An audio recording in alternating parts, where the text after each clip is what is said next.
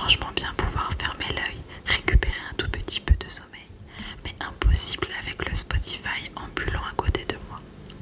C'est pas qu'elle ne veut pas me laisser dormir, c'est juste que Camille ne peut pas s'empêcher de chantonner. Depuis que le cours a commencé et comme je ne bavarde pas avec elle, elle enchaîne les musiques comme une playlist en mode aléatoire. Pas assez fort pour que le prof l'engueule, mais pas assez bas non plus pour que je ne l'entende pas. Elle a fait Maluma, Jul et là elle est sur Rihanna. Je ne reconnais pas tout, mais assez pour savoir que je dois abandonner l'idée de ma sieste.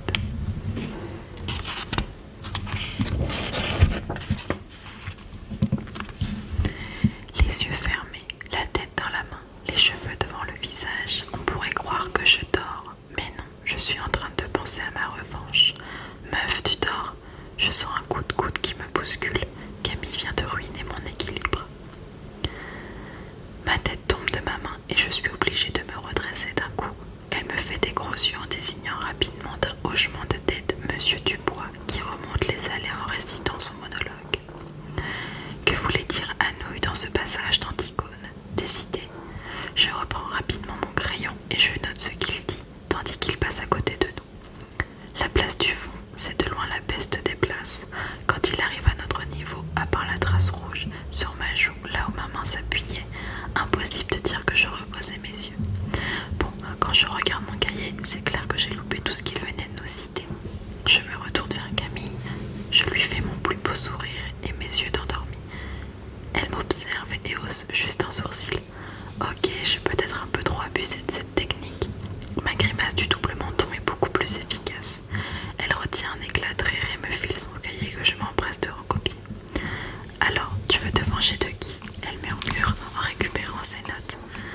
Comment tu sais que je veux me venger de quelqu'un? T'es mentaliste? Je réponds en plissant les sourcils d'un air suspicieux. Tu parles même quand tu t'endors, meuf. Duchess. Ah, j'ai cité entre elle et ta sœur. C'est vrai qu'on ne s'entend pas si bien avec ma sœur, on s'embrouille souvent. Et ce qui m'énerve, c'est que maman prend H24 sa défense, sans chercher à comprendre. Et Louise en joue. J'aimerais juste qu'elle aide à la maison. Pareil pour Maxou, mon petit frère. Maman me dit toujours, montre l'exemple. Le problème, c'est qu'ils n'en foutent pas plus pour autant. Je comprends davantage venant de Maxou. Il est plus petit, mais Louise pourrait faire un effort et y mettre du sien. J'en ai ras-le-bol de faire la vaisselle alors que je dois réviser et aussi parler à mes potes, j'avoue, pendant qu'eux regardent la télé. Même quand je remonte dans ma chambre, je ne suis pas tranquille vu qu'on partage des lits superposés. On est vraiment comme chien et chat, même si au fond, bien sûr qu'on s'aime. Bref, si je suis crevée aujourd'hui, ce n'est pas leur faute, mais celle de Jess. Cette débile a encore débarqué sur les réseaux pour me pourrir la soirée, avec sa bande de moutons qui ne savent même pas réfléchir par eux-mêmes. Ils la vénèrent et je suis sûre qu'ils ne savent pas pourquoi. Même si ce qu'ils disent est faux, j'ai du mal à faire comme si de rien n'était et ça me prend la tête toute la nuit.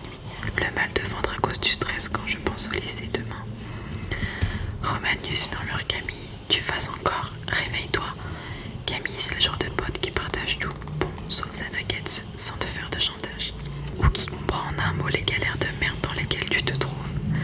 Et bien sûr, c'est la pote qui te passe ses notes sans te faire culpabiliser. Et ça vaut de l'or. Avec sa peau dorée venue d'Argentine et sa casquette de cheveux bruns, il se trouve qu'en plus, cette fille est intelligente. Trop drôle et qu'elle a un don pour le chant.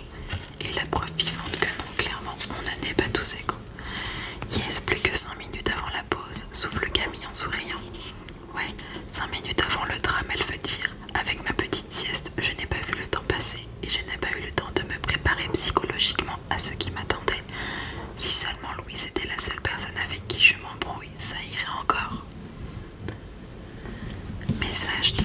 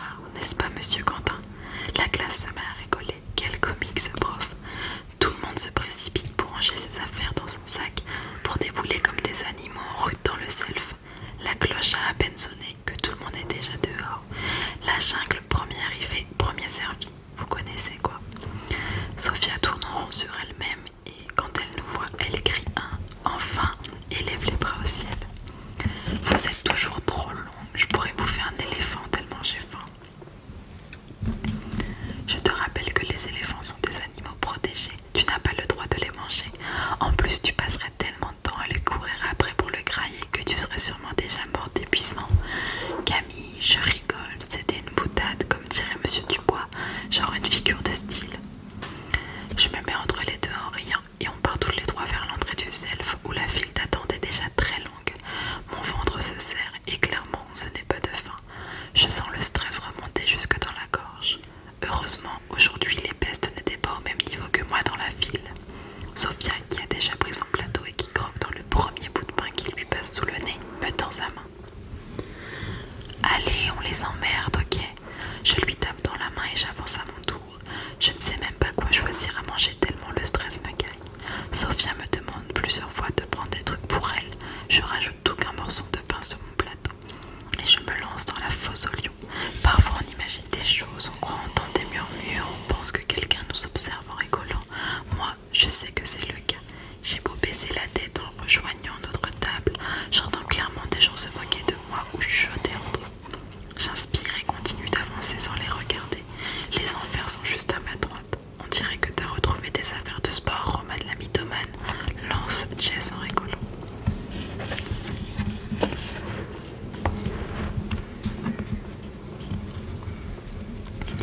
Toute sa bande se met à rire. Les enfers, c'est comme ça que je les appelle, et c'est plus fort que moi. Je relève juste un peu la tête. À chaque fois, je me dis qu'il doit y avoir une fille juste derrière moi qui a le même prénom. À chaque fois, j'espère que ce n'est pas moi qui suis encore en train de me faire afficher devant tout le monde. Mais non, Jess et ses potes sont bien en train de me pointer du doigt en rigolant. Il n'y en a qu'un qui ne rigole pas, Sam. Bras croisés, il me regarde et esquisse presque un sourire. Je n'ai pas le cœur à répondre, pas le cœur à rester là. Alors je me dépêche de rejoindre Camille et Sophia qui sont déjà installées. Je te jure, Roman, je vais vraiment finir par me les faire.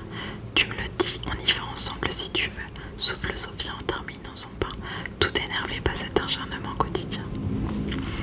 Non, ça vaut pas le coup, mais je comprends pas. Pourquoi moi, j'ai vraiment oublié mes affaires de sport, ça arrive à tout le monde.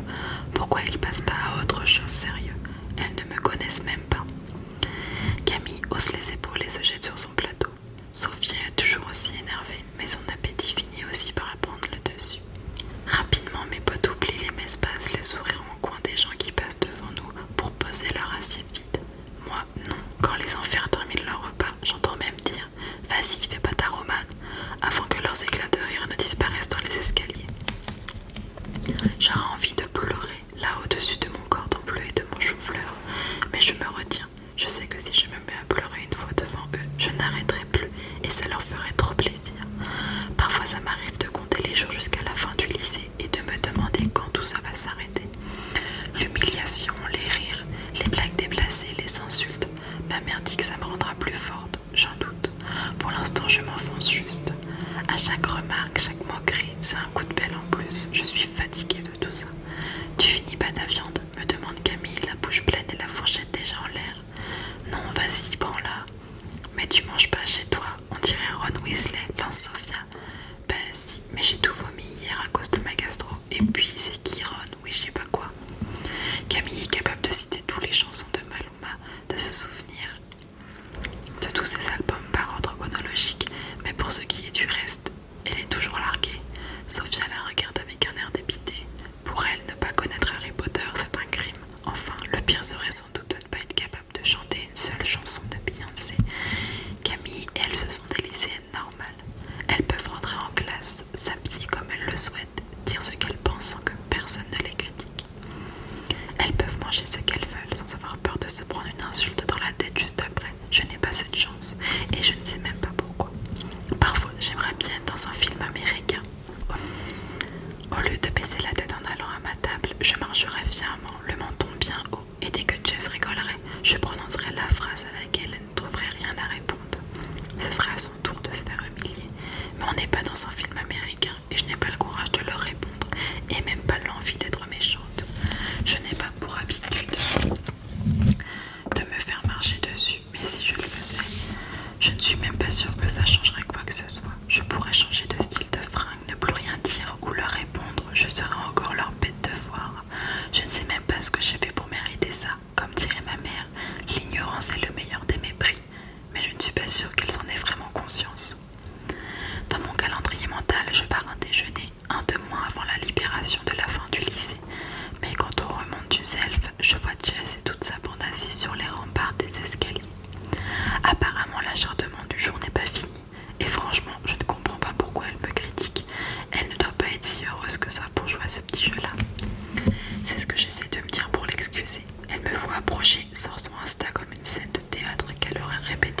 j'arrive.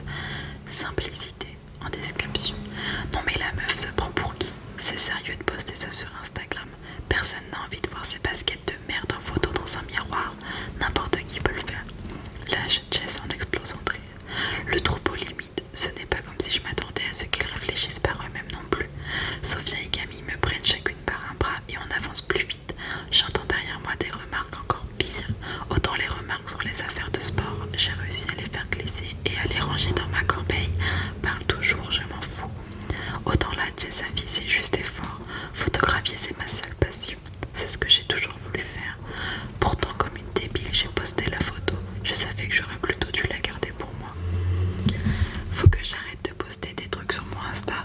Jess regarde tout ce que je poste et à la moindre photo, elle trouve des remarques dégueulasses à faire. Ou alors, peut-être que je devrais créer un autre compte. Ouais, elle finirait par le trouver aussi. Dans le genre stalkeuse, c'est vraiment la peste.